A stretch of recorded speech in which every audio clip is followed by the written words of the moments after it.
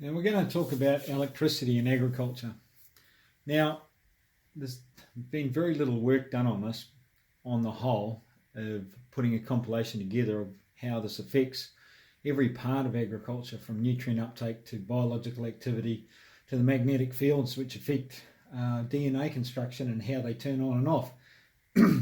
But we'll run through the principles of electrical production and magnetic production to start with, so that we can start to understand how these come about in a natural system. So first of all, wherever there is a direct electrical current, there is a corresponding magnetic field, and that is Ampere's right-hand rule. Now, if you look at the diagram here, we have an electrical current running up the rod, and we'll have an electric field like this, and that can be expressed just like that. That's Ampere's right-hand rule. So the power's going up there, and the electromagnetic field will be going around it from there.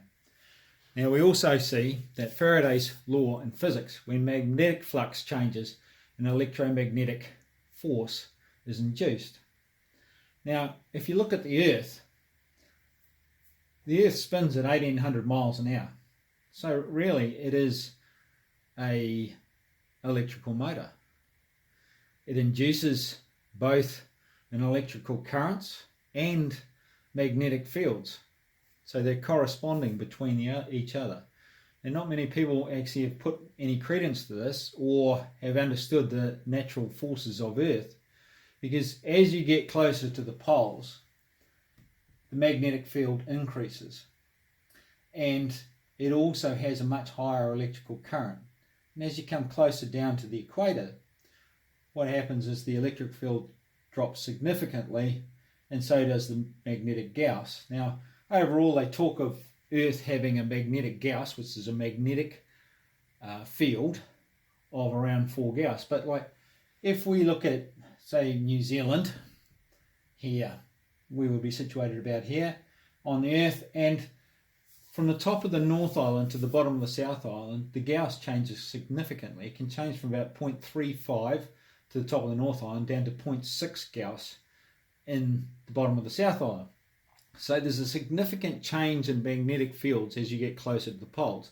If you go to the Northern Hemisphere, the work I've done in North Wales, the relevant electrical field against that Gauss is quite significantly different too. Like, so when we're in the bottom of the South Island, we have a Gauss of 0.6 of a volt, 0.6 of Gauss, and we might have 1 volt or just below 1 volt running through the soil. Up in Waihi, we might have 0.4 of a volt, 0.4 Gauss, and 0.25 of a volt running through the soil. So the significant difference be where you are, the seasonality, and the amount of electrical production. But what is really significant when you start to look at Faraday's law in chemistry, a law stating the amount of any substance deposited or liberated during electrolysis is proportional to the quantity of electrical charge passed and to the equivalent weight of the substance. So when you look at the seasonality that takes place and the speed of crop production and growth as you get closer to the poles, there is a major influence going on here. So if you look at it in the North Pole, like up in Alberta and Canada, and they have very short seasons, but they can produce a crop far quicker than someone way further south in the US. Now, this is to do with the amount of daylight hours, which gives them photosynthesis, but also the amount of electricity and magnetic field that's going through the soil. So when you look at electrolysis, that's the movement of nutrient through an electrical current. So the electrical current can actually force moisture, just like forcing moisture up a tree, and nutrient to go with it. So like the process is that at that time of the year when things turn on, it's a massive growth pattern for a short period of time.